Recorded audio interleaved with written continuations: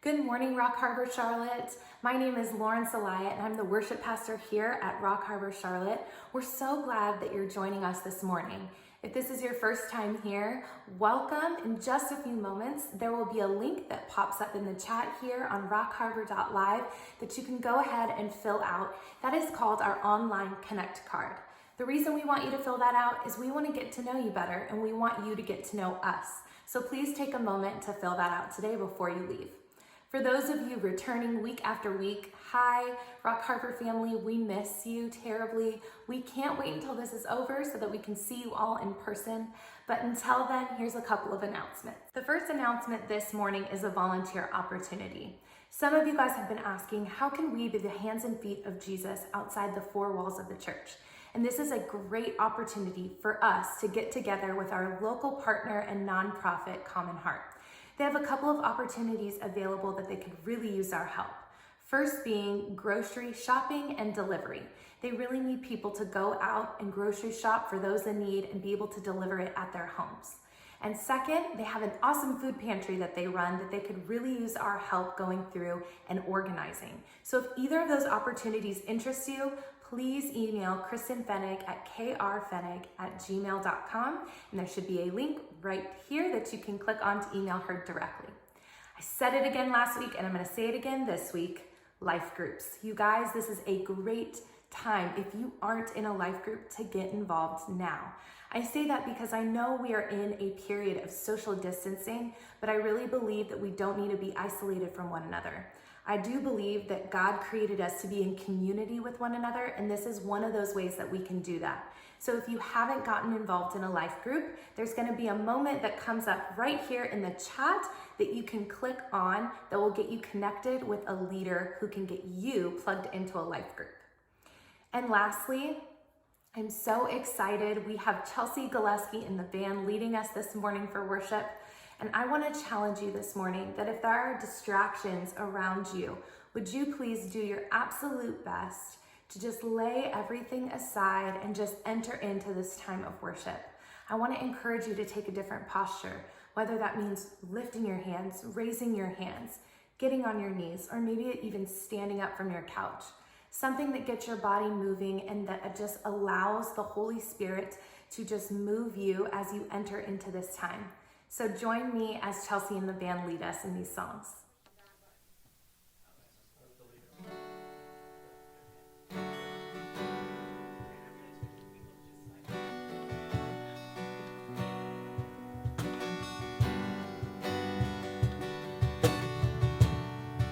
Good morning, Rock Harbor, Charlotte. We're so excited to worship with you. We have an incredible group of musicians and members of our church here to just share some of their talents with you. Wanted to make some introductions. I'm Chelsea Gillespie. We also have Robin on the keys and her husband Phil here on the bass. And then we have our multi-talented pastoral care staff, or pastoral staff, Thad and Eric. So let's worship together. We just want to welcome God into this place as we come together and just declare that He's good and we are just serving a living God.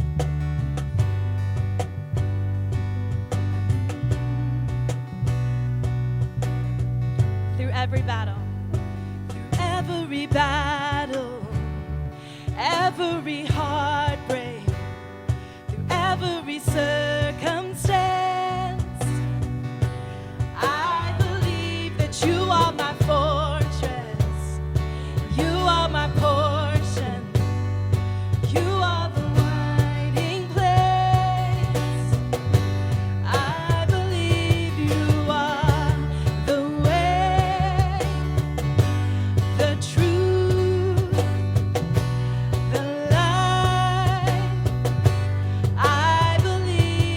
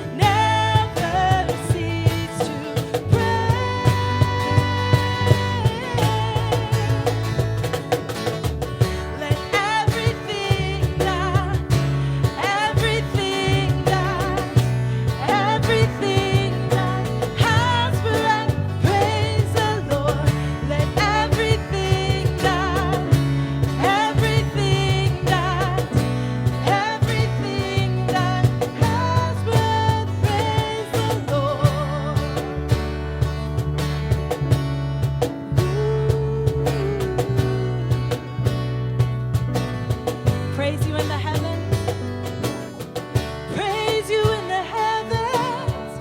Joining with the angels. Praise you forever and a day. Praise you on this earth now. Praise you on the earth now. Joining with creation. Calling all nations to your praise.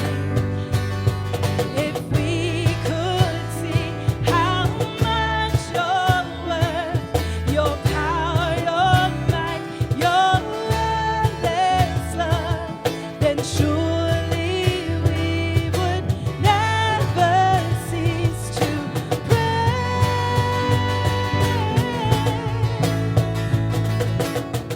Let everything that, everything that, everything that has breath, praise the Lord. Let everything that, everything that, everything that has breath, praise the Lord again. Everything that, everything that, everything that has breath, praise the Lord.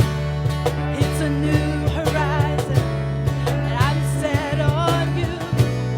And you meet me here today with mercies that are new. All my fears and doubts, they can all come true because they can't stay long till I'm here with you.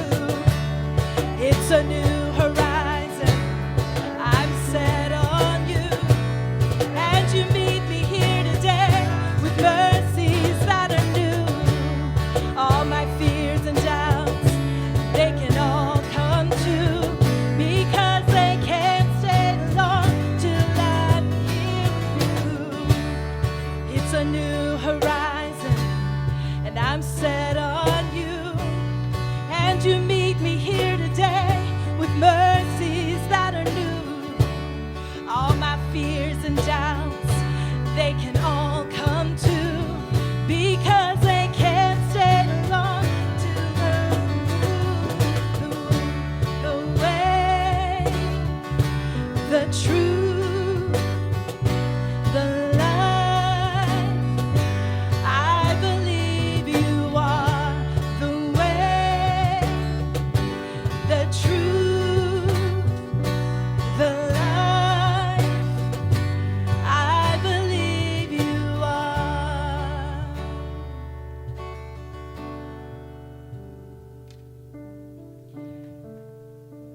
This is a time that we like to extend our worship with offering, to be just generous with what God has given to us, with what we have. And I'd like to welcome Thad right here to step to the side and just provide us with the greeting with our offering message. I'm going to read from Mark chapter 12. It's a story of the widow's mite. You've probably heard it. It says this: Jesus sat down opposite the place where the offerings were put and watched the crowd putting their money into the temple treasury. Many rich people threw in large amounts. That shows you that they were kind of clanging their coins up in the plate to get attention. But a poor widow came and put 2 very small copper coins worth only a few pence. Calling his disciples to him, Jesus said, "Truly I tell you, this poor widow has put more into the treasury than all others." And I think this is the challenge I would have for you this morning with giving, is the amount that you put in isn't the value that God gets it. The more amount isn't more value in God's kingdom. He says, verse 44, "They gave out of their wealth, but she, out of her poverty, put in everything, all she had to live on." But I think he invites us when we give. I know a lot of people maybe would think, well, my $5 isn't going to do very much. And other people would say, well, I give $5,000 a month or whatever it might be. And I give $10 million to the church a year. Those are big numbers. And I think God's saying, man, there's something about your heart when you give it. And it needs to be in proportion to what you have. And the more costly it seems to be, the more he values it. He says she gave everything. She had 2 pennies. That's all she had to live on. People that gave in way more money had plenty left over. So as we do our offering, we're going to continue worshiping. There's only 2 ways that you can give. Right now, we don't pass baskets digitally, but you can give online or you can text. There'll be a little chat feature that pops up too as we're doing this. And I just invite you to consider that. Maybe even just ask God, am I giving in proportion to what you've given me? Am I giving to kind of get a splash in the pot? Am I giving to make a big dip in the bucket or whatever? Or am I giving out of a posture of worship? Let me pray for us.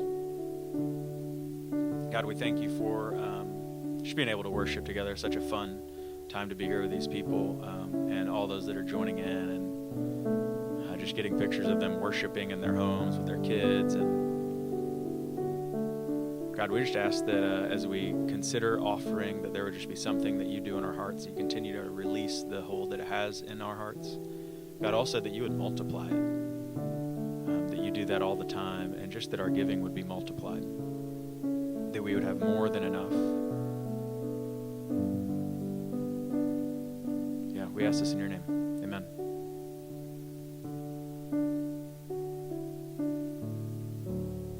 Thanks, Thad.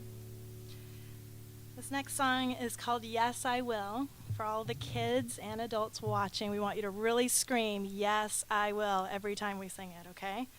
That's your words of the day.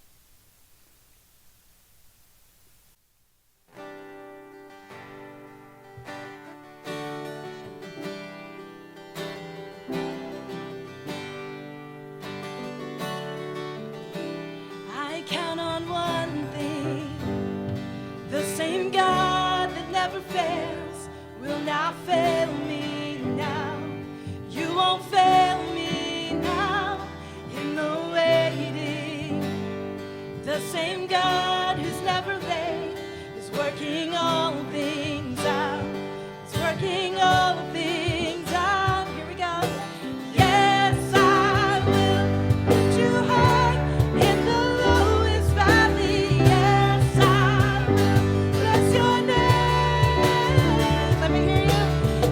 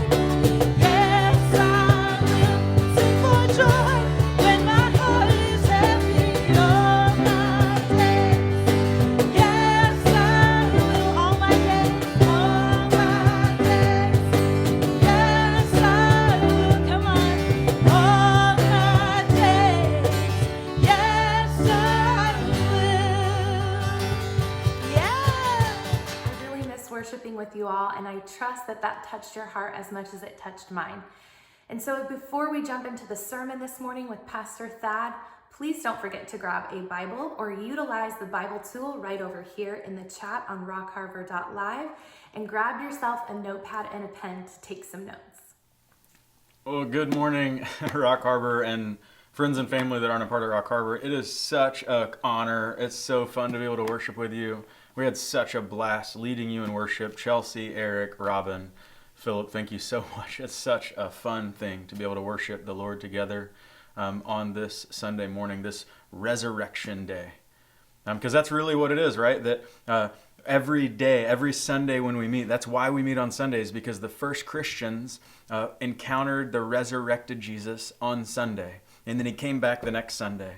And we gather with this expectation that Jesus actually can show up in our gatherings. And maybe not literally. If he shows up in your house, I don't know what you'd do. You probably wouldn't know what to do.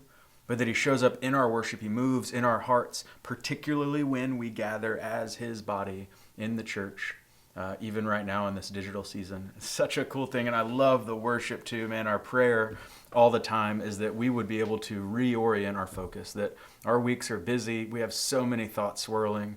And what we need is to reorient, fix our gaze on who God is and what he's done and who we are in him. I love it. Just, yes, I will lift you higher in lowest valleys, in the highest moments, that my responsibility and my joy is to praise God. So cool. We're going to be working through 1 Corinthians chapter 15.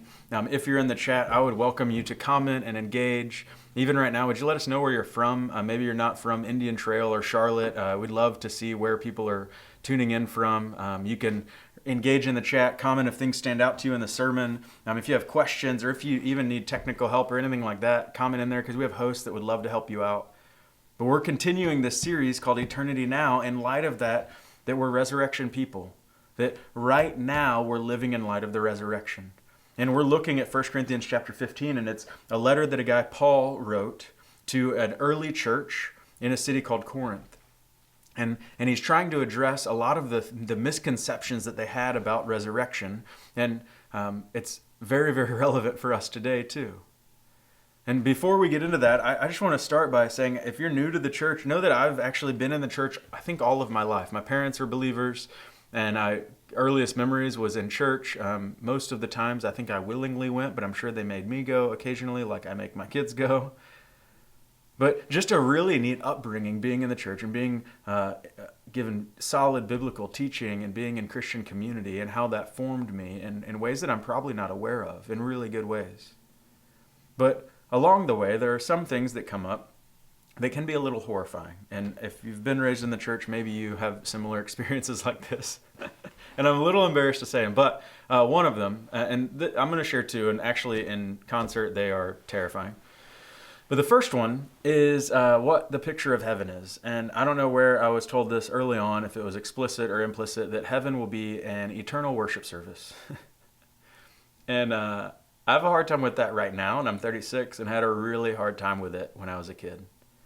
That, are we going to sing the same hymn a million times? It's eternity. A billion? A trillion? What's higher than a trillion? A quadrillion times? I'm going to run out of voice, right? How long is the sermon going to be if it's eternity, right? Or are they going to do offering? Are we going to do communion like a gajillion times? Is that a word, right? And all these things where I was not looking forward to heaven, if I can be really honest, if it was going to be an eternal worship service. And that's not fully true. It will be worship, but it won't be just a church service like we know it. The second thing put together is when people that were really awesome Christians in the scripture would say things that we would memorize, but then in the back of my mind I was like, I don't know if I agree. One of them comes up in Philippians chapter 1. Paul, he's the one that writes 1 Corinthians. He also writes Philippians. He also writes a bunch of the New Testament. I heard it this week. The New Testament is called Season 2 of the Bible, and the Old Testament is Season 1. So Season 2, episode whatever, I don't know what Philippians is in the New Testament, episode Philippians, chapter 1. He says this in verse 21. For to me to live is Christ, and to die is gain. And Paul's saying a beautiful thing here. He's saying, if I'm going to live, I need to live like Christ, and I need to be sold out to live like Christ. And that's true for all of us if we're Christians. But the second part, I go, I don't know if I agree with that. To die is gain. There's a lot of things, especially as a young guy, that I was like, I don't want to die yet. I want to get married. I want to have kids. I want to have a job. I want to make it to professional sports, right? That ship has sailed. But he doesn't even let off. He continues in verse 22. What does he say? If I'm to go on living in the body, this will mean fruitful labor for me. Yet what shall I choose? I don't know. And I go, Paul, I know. I know for me. I'm torn between the two. I desire to depart and be with Christ, which is better by far. And in my heart, I go, I know that it should be. But that combined with my view of heaven being this eternal, never-ending worship service makes me maybe the least excited about heaven and the most excited about life. And I have to be honest, I still don't fully, I can't say that to die is better right now. That I have 3 little kids that I want to see grow up and see who they turn into be. I want to meet their spouses. I want to meet my grandkids. I have a relationship with my wife. We've been married almost 10 years, and I know that the longer that you're married, the more beautiful the relationship comes and how much more there is to know and learn and grow in this covenant relationship. Not only that, my friends and even my conviction as a pastor that there's so many people who don't know the Lord, and I want to be around to celebrate those salvations and see the work that God does in people each and every day. And I go, I just don't know. And because those two things together are asking the question, is heaven what it's cut out to be? Is it actually good? And I think all of us maybe have that question lying in our minds a little bit. And the neat thing is that this text today helps us get closer to it. It helps us to be more like Paul, to say, to die is gain. And if you're like me, you've read books and listened to podcasts and sermons and watched movies and listened to music about heaven and how beautiful it's going to be and all of these things, but I still just don't have this heartfelt desire. And too, like me, you probably have moments that you're convinced. You have moments that you know deep in your core, and you pray things like, Jesus, come quickly. And it's those moments when sin and evil is as dark as it can be. Maybe that's personally when you're in relationships and they're broken, or you find work to be frustrating and unsatisfying, or there's diagnoses that come up, sickness, whatever it is. You go, Jesus, come quickly. Even more so when you get bigger and you read stories about sex trafficking, and especially with children, and you go, Jesus, come, do something. You hear about mass murderings and shootings, and you go, Jesus, come quickly.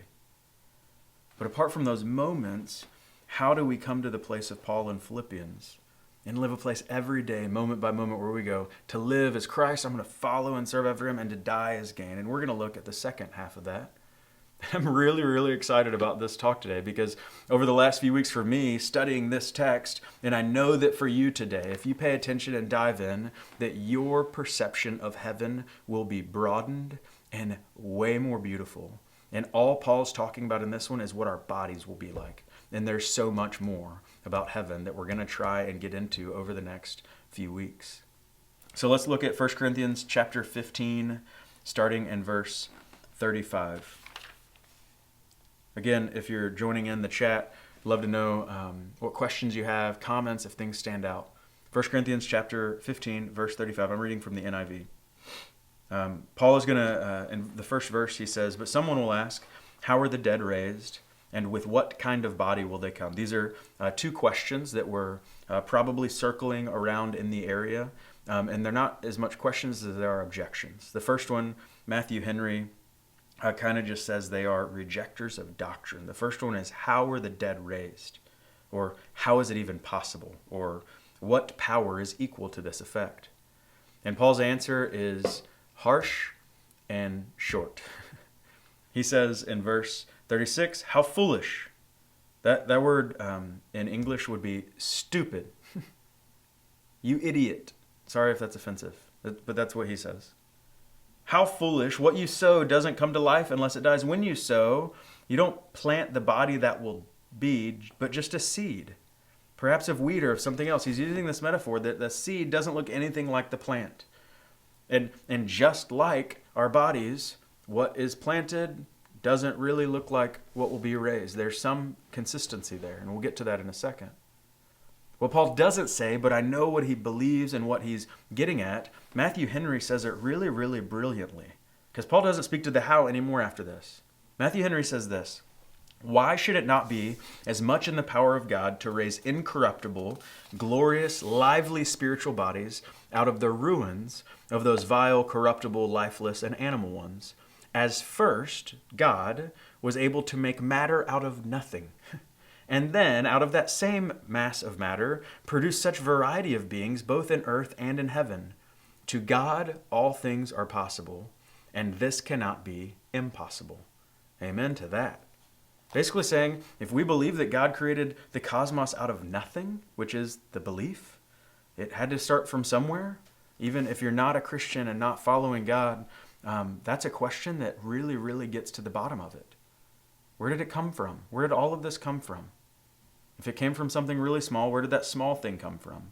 And we believe that it came from God. If he's able to produce all of this by speaking, surely he can raise the dead to life in new bodies. And maybe it's similar to maybe your mom has ever said that best line to you. I've brought you into this world, I can take you out of it. The God version is what? If he's brought us into this world, he can very easily take us out of it and raise us up into a new one, right? That's what Paul's saying. You're dumb. And not if you're thinking that you're dumb, but he's like, it's really, really clear. If we believe this about God, we've got to believe that he can do this thing too. And the remainder of the text deals with the second question. And he says, with what kind of body will they come? Or what will they look like? Henry calls these people curious doubters. And know that in the first century, and it's still a true thought today, there was a teaching called Gnosticism, which separated the spiritual from the material. And they thought that spiritual was good and better and ideal, and the physical was all corruptible and bad. And that's a false dichotomy, because what is spiritual and physical both work together. And they were probably the ones spreading this out. Like, I think we're just going to resurrect as like wispy spirits, sort of like Casper, but maybe not as childish. And Paul's saying there's going to be bodies, and they go, well, what do they look like? And so he answers this, and it's really, really important, because he's going to walk through some major concepts about what resurrected bodies will be like. And the main concept I want you to know that runs through this is the idea of continuity versus discontinuity. If you're taking notes, that's a good thing to write down. That there will be a continuity between our lives in earthly form and our lives in heavenly form. There's also going to be discontinuity. And we can see that in John chapter 20 and 21, where there's things about Jesus that were the same and things that were very, very different. And notice this too when John writes Revelation 21.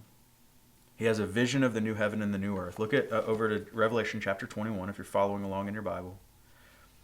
The first few verses paint this beautiful picture of heaven. It's really moving. He says, "Then I saw a new heaven and a new earth, for the first heaven and the first earth had passed away. There was no longer any sea. I saw the holy city, the new Jerusalem, coming down out of heaven from God, prepared as a bride, beautifully dressed for her husband. I heard a loud voice from the throne saying, 'Look, God's dwelling place is now among the people, and he will dwell with them,'" which has been the people's cry for century after century. "They will be his people, and God himself will be with them and be their God. He will wipe every tear from their eyes. There will be no more death or mourning or crying or pain, for the old order of things has passed away." Verse 5 is one thing I want to draw your attention to. "He who is seated on the throne said, 'I am making everything new.'" Notice what he didn't say. He didn't say, "I'm making all new things." And this is the idea. It's all throughout the scripture that there is a continuity. It's not a brand new thing that's not anything related to the old, but it is making everything new. Like the original version. Like if you had an old pair of beat up shoes and all of a sudden they were new. They're really the same shoe, but they're a lot better, right? And this is the picture that he's getting at of continuity versus discontinuity. So he's going to go through 5 things, and I want to walk us through them relatively quickly. 5 aspects of what our bodies will be like. And the first one comes up in verse 37, and it's the idea of diversity of our bodies. When you sow, you don't plant the body that will be, but just a seed, perhaps of wheat or of something else. But God gives us a body as he has determined, and to each kind of seed he gives its own body. Not all flesh is the same. People have one kind of flesh, animals another, birds another, fish another. There are also heavenly bodies, and there are earthly bodies. The splendor of the heavenly bodies is one kind. The splendor of the earthly bodies is another. The sun has one kind of splendor, the moon another, and the stars another, and star differs from star in splendor. That's the first thing, is that there's going to be a beautiful variety of bodies in heaven. That my body and your body will not be the same. Because that's the question, right? We're all having it. We're these curious doubters. So what are the bodies going to look like? Or what's our physique going to be like? What's the height that we're all going to be? Are we all going to be a certain weight? Will we all have the same hair or beards? Or what language are we going to speak? And he says there's going to be a beautiful variety. In a similar way that there's so much variety now, heaven is going to be that, but much, much more. Just beautiful variety. The second thing that he gets to, he does second, third, and fourth in very rapid succession. Verse 42 to 43, he's basically saying the bodies won't be fragile, they won't be ugly, and they won't be weak. What does he say? Verse 42. So will it be with the resurrection of the dead. The body that is sown is perishable, it's raised imperishable. It is sown in dishonor, it is raised in glory. It is sown in weakness, it is raised in power. First one he says is that it's sown perishable, meaning when we die, we are perishable. By definition, we died. And not just perishable, but how susceptible are we to all forms of damage to our bodies, both in the things that we eat or don't eat, and diseases and sickness, things that can happen biologically. We can break bones, and also things that can affect us externally. And he uses the word imperishable, and I know that's maybe a churchy word for you. A better picture might be to think of Superman without any kryptonite anywhere. That our bodies will be invincible. That nothing will affect them. It's such an awesome picture. That nothing will be able to negatively affect us biologically inside of us. Even our minds, right? Some of our weakness, our perishability is that our minds are fragile. And it's one of the saddest things when older people start to have dementia or Alzheimer's, especially when it happens to younger people. That will not be the case with our resurrected bodies. They will be invincible, indestructible. It's a really, really compelling picture. The third thing he says is that our bodies will go from being, what does he say in verse 43, sown in dishonor, raised in glory. That as we die and really as we live life on this earth, that there's so many things about our bodies that are dishonorable, shameful and guilty.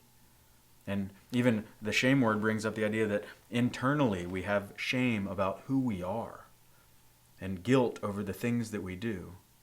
And he says we're buried in that way, but then when we're raised, it's gone. That we're going to be glorious, beautiful, radiant. Everything about your mind and your heart, your biology, your body is going to be picture perfect. Think of the most beautiful person you can fathom. They still have flaws, don't they? They still have parts about them that are dishonorable. And maybe they hide them really well, they mask them. When those people, if they're in Christ, when resurrection happens, they will be raised radiantly. It's such a beautiful picture. What's the last one that he says in this section? They're sown in weakness, raised in power. Strong, right? Endless energy. We have a new dog. Her name is Madison, and she's becoming a giant. But we went on, she's a picture of endless energy. Just never stops. We went on a really long walk a few weeks ago down at McDowell before everything was shut down. And I remember by the end of the walk, she actually stopped running around and just sat down on the ground. It was so weird that her energy ran out.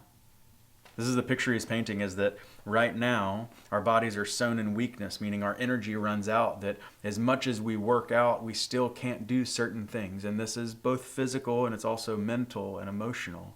But we will be tireless and fully powerful to do anything that we set out to do.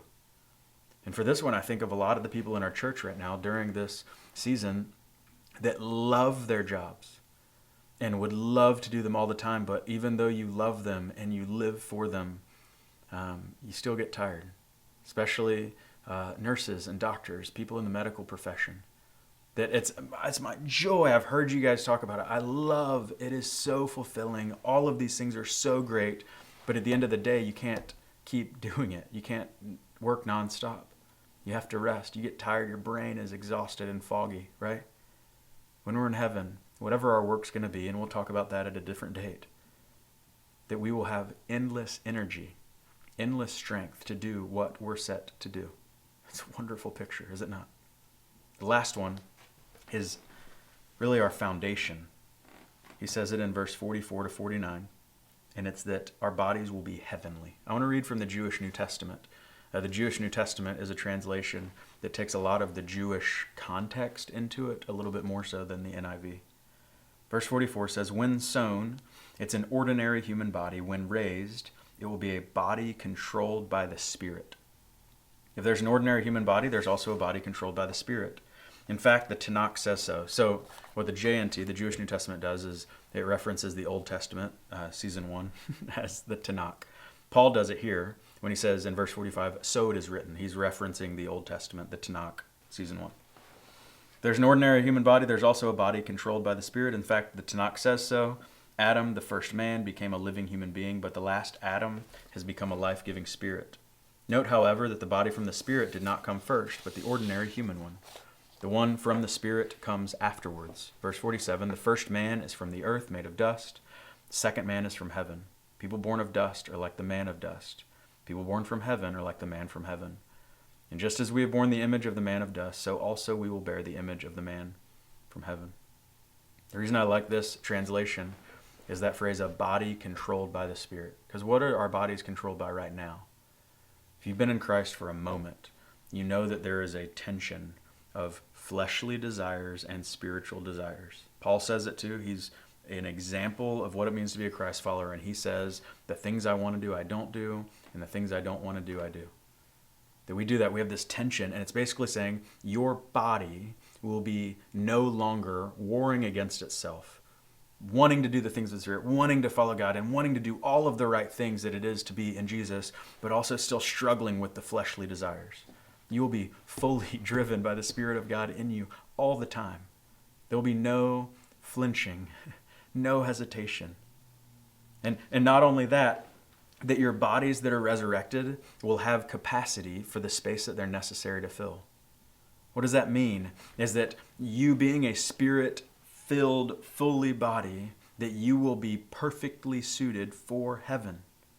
Right now, our bodies were originally created to perfectly work in this world, but they've all been affected by sin. We said that last week. That as in Adam all die, all have sinned, and so all of us have the effects of sin, and so our bodies don't work as they're intended to. And when heaven comes, whenever that will be, that our resurrected bodies will be fully functioning perfectly and flawlessly. And if you think our fully functioning body now would be wonderful, our fully functioning body in heaven is going to be exponentially more glorious, more wonderful, literally the definition of awesome, that it is worthy of awe. So cool. I just want to reiterate, thinking through these 5 things, my picture of heaven has changed so much in these last few weeks. When I read through them, it all changes, and I want it so bad. I still don't know if I'm fully there that I can always honestly say, yeah, to die is gain. But I know that I'm more there now, and I think you probably are too. We're not just going to be in this unending worship service that is long and boring. We're also not going to be in like angel, baby, heart-playing bodies. We're not going to be like Casper. We're going to have bodies that are very similar to our own, but also very, very different. They're going to be diverse and radiantly beautiful. They're going to be invincible. They're going to be driven by the Spirit of God fully. Such a beautiful picture of what our bodies will be like. And maybe if it is a service, I know for me, my glorified body we'll be able to sing perfectly. And I'll be able to sing melody and harmony at the same time. And then also probably play the piano and the guitar and the drums all at the same time. But I just know that for so many of us, this can help. Because what does this do right now? So if this is true and you go, well, that's great, Thad, someday, Fennig, when we get to heaven, I can't wait for that. But what does this change right now? This is the question. If those things are true, which I believe they are, Paul says that they are, what does that say about who God is? It says that he is brilliant, that he's a good God, that he has so much in store for us. He has a lot in store right now, but so much in heaven as well. And because of that, men and women, what do we do with it? We worship him. We worship the heck out of him. And actually, what we're going to transition to in a minute is we're going to continue with worship, that this is such a cause to worship.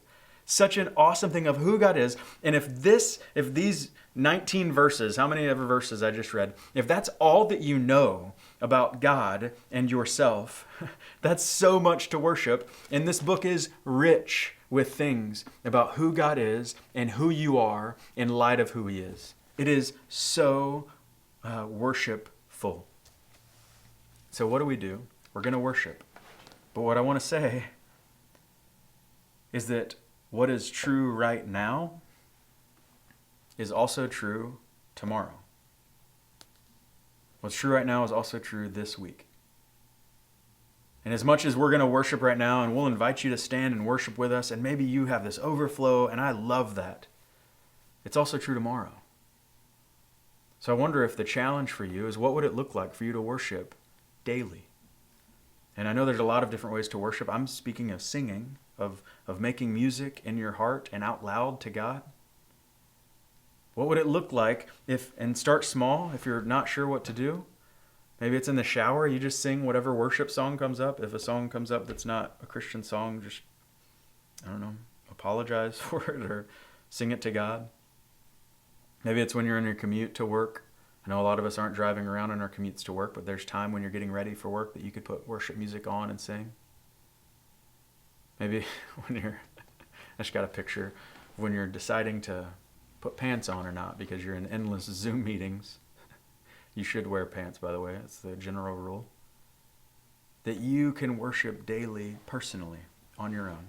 Secondly, this book is full of teaching. That you can read Scripture daily. And you can come to more of these things daily. And we really need to take a moment to talk about the only time that you can get these teachings is on Sunday from a pastor. There's a phrase that's a negative one called the sage on the stage. I don't think I'm a sage, and this is, I guess, kind of a stage. But men and women, I'm 36, and I've read this Bible at least a handful of times. And I know that this passage I had read before, and it hadn't stood out to me for what it does now. And how did that change? Is that I continued reading it. Start again small, 5 minutes a day in the Word. A lot of us are doing the Bible in 1 year. That's more like 15, 20 minutes of reading a day. But spending time in the Word will allow you, not just saying, I'm going to be in the Bible on Sunday mornings when the pastor walks me through it. I'm going to rely on his teaching. I do get more time to study and prepare. That's a gift, and I love that we can bring this type of thing to you. But at the same time, you have a brain, and you probably have at least 3 Bibles in your house, and not to mention the one in your device that has access to hundreds of translations. You can access it all the time.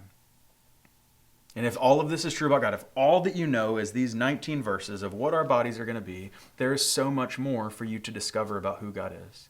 And I implore you to do that. I don't really know how this fits in fully. Couldn't figure out a way to kind of put it in the flow. But the last thing I want to ask and press into a little bit is scars. When you read John chapter 20 and 21, Jesus points out the scars in his side. The ones on his side and then the ones in his hands. And I've looked it up and kind of Googled it a little bit. And most of the things say that Jesus' scars remain because they are the signs of his salvation. that the way that we were gained access back to God, the way that we're invited to be with him forever, the way that we're invited into new life now is through those scars. It's a really powerful reminder. The question that I was asking is, will we have scars? And right away, you guys are pretty smart. Some of the most painful scars aren't physical. I imagine that was even true for Jesus, right? How painful was it getting stabbed in the side versus having his closest friends walk away from him? How painful were the nails in his hands when God turned his back on him for a moment? And I wonder if there are scars in heaven. I have no clue. There's nothing in Scripture that points to it. But if they are there, what will they do? They surely won't remind us in a negative way of the pain. But I think so many of you that have deep scars, terrible things happen in our childhood and all of these things. Maybe you're watching this and you're not a Christian, and the reason that you're not a Christian is because of something that's happened to you. I want you to know this, is that in heaven, not only will our bodies be invincible and beautiful and diverse and fully driven by the Spirit, the things of this earth that are sinful and negative will not be able to touch you. You will be further from them than you can imagine. And I wonder if we do have scars, whether they're deep emotional or mental, physical abuse, emotional abuse, whatever it might have been, that we might know them and we can look to them and say, Jesus saved me from this. Jesus restored this in me and separated me from this type of a thing for eternity. The deepest things that are being carried in your mind and in your heart, gone. It is a beautiful picture of what you're invited into. Maybe you're watching and you have never said yes to Jesus. There's a really simple way. It's the Alpha model, and I love it. It's, I'm sorry, please, and thank you. I'm sorry for the things that I've done that are different than the way that you call me to live. I don't know, you probably don't know all the Bible, but you probably know an area that you've lived differently than what God's invited you to do, called you, commanded you to do. You've broken his law. Secondly, please come into my life. Please forgive my sin by the blood of your Son. Please fill me, and I ask you to be my master and my rescuer. And then we say thank you because he does. He doesn't wait for you to straighten up your life. As soon as you ask him in, he is Lord and you are forgiven. That you have a new life now. You have a relationship with your Creator that is perfect. You have the opportunity to be in relationship with other people in a way that you were originally created for. And on that day when Christ returns, you will be in heaven with a glorified body. I want this for you so bad. If that's true, I'm going to pray right now, and I invite you to pray along. Let's do it. God, I'm sorry for the ways that I've lived that are different than how you command me to live. I've broken your law, and I'm sorry. Please forgive my sin. Through the blood of Jesus, come into my life and be my Lord. Rescue me from what this sin has done to me. And thank you. Thank you for forgiving me. Thank you for right now that I am restored, that I am redeemed, that I am in relationship with you. That you've given me your Spirit now, and I get to live and have this guidance all the time. Amen. I just want to say, if that's you, there's going to be a box in the chat, would you click raise hand so that we can know and celebrate? The scripture says over and over that there's a celebration in heaven when one person who's lost is found, when one person who's not a believer becomes one. And we just want to celebrate with you. We also want to connect you to two things. One, to Jesus. That there's going to be a lot of things for you to learn. Your life isn't over now because you've said yes to Christ. But you need to figure out who Jesus is and follow him and study him. And secondly, you need to be connected to a local church. If you're in the South Charlotte area, we'd love for you to be a part of Rock Harbor. We have a lot of ways that you can get engaged and be in community, small groups, life groups, Alpha, all that kind of stuff. But if you're not, we can recommend good churches around you. It is imperative for the life in Christ to be doing it in community with other people. So what we're going to do now is we're going to continue in worship. And men and women, I just want to praise. I just want to worship and be so thankful for who God is and what he's done, this small picture of one aspect of our heavenly bodies and how awesome it is. And so as we do this, would you stand and worship? Would you celebrate this truth that your bodies will be so glorified, they're going to be so strong, they're going to be invincible, they're going to be fully driven by the Spirit, they're going to be so beautifully diverse, it's going to be overwhelming. Let's worship, church.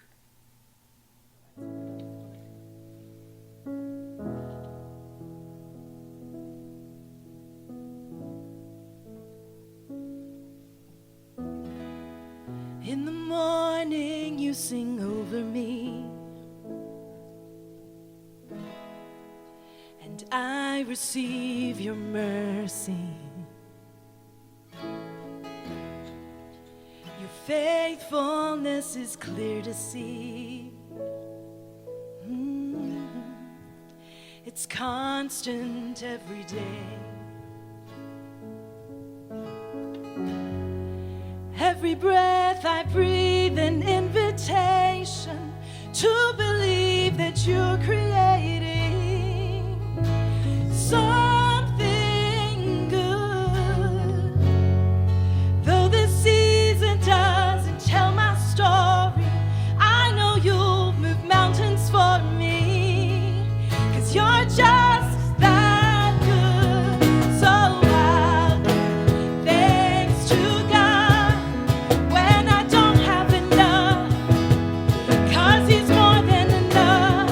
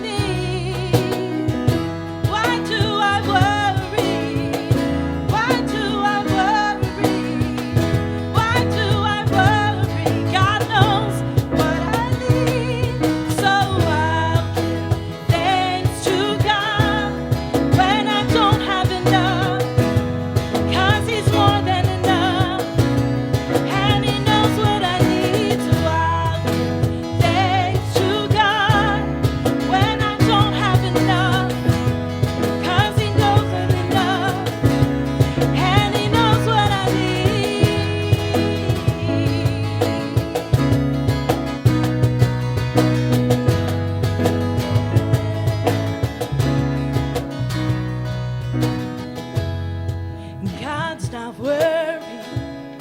So why do I worry? God's not worried. So why do I worry? God's not worried. So why do I worry? God's not worried. So why do I worry? Why do I worry? Why do I worry? Why do I worry? God knows what I need. Why do I worry? Why do I worry? Why do I worry? God knows what I need. So I'll give thanks to God when I don't have enough, 'cause He's more than enough, and He knows what I need. So I'll give thanks to God when I don't have enough, 'cause He's more than enough, and He knows what I need. Yes, you know what I need. He knows, He knows, He knows.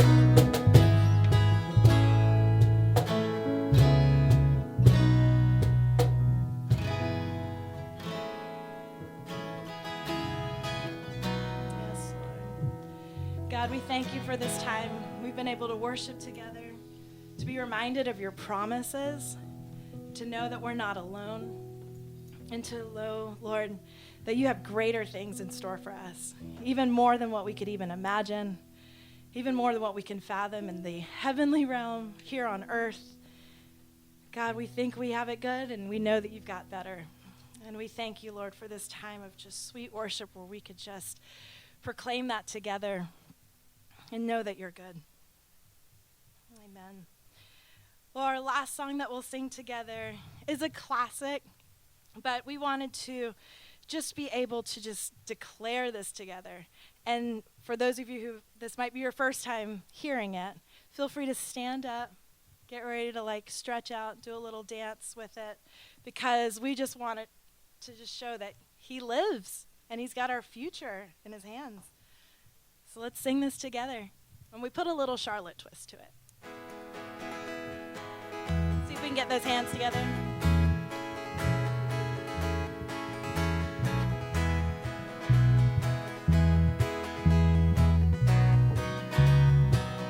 God sent his son. They called him Jesus. He came to love, heal and forgive. He lived and died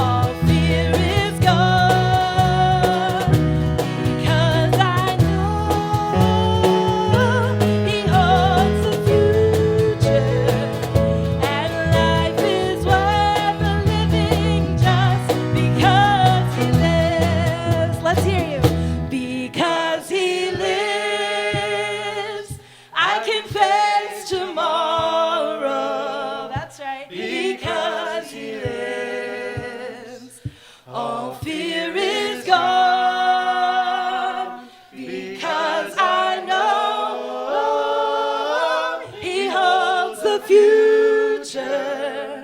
And life is worth the living just because he lives. And life is worth, and life is worth the living just because he lives.